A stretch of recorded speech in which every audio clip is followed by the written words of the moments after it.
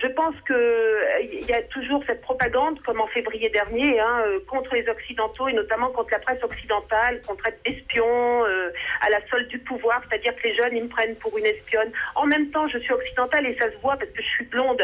Donc, pour eux, ils sont comme des fous. Il n'y a presque pas de femmes. Et là, toutes les barrières ont sauté. Ils se sentent complètement libres de faire tout ce qu'ils veulent. Tout le monde applaudissait, vous vous rendez compte, on se faisait tabasser, tout le monde applaudissait et les gens ne bougeaient pas.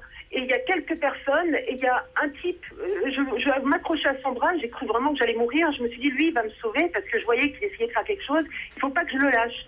Et finalement, avec beaucoup de difficultés, ils sont arrivés à me pousser dans un coin, dans un immeuble, si vous voulez. Et il y a c'était un barbu, je crois que c'était un frère musulman qui a ouvert la porte du bureau et ils m'ont happé, la foule voulait me lâcher, vous voyez, ils m'arrachaient les cheveux, c'était affreux. Et là, ils m'ont enfermé dans ce bureau.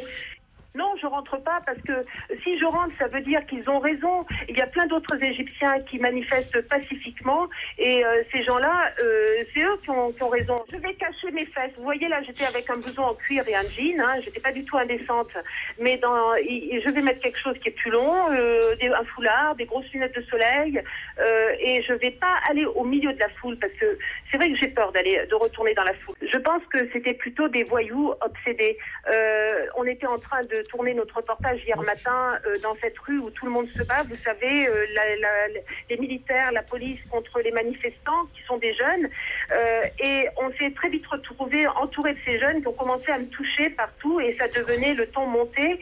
Et les adultes nous ont abandonnés qui étaient autour car ils ont senti que c'était très dangereux. Des gamins, 14, 15, 16 ans, mais qui font n'importe quoi, qui sont complètement livrés à eux-mêmes, qui n'ont personne, ils n'appartiennent à aucun parti et personne ne les dirige. Ils sont là pour casser du policier, pour balancer de la lacrymo et pour recevoir des coups. Et hier, il y avait une trêve. Ils étaient désœuvrés finalement, ils sont retournés contre nous.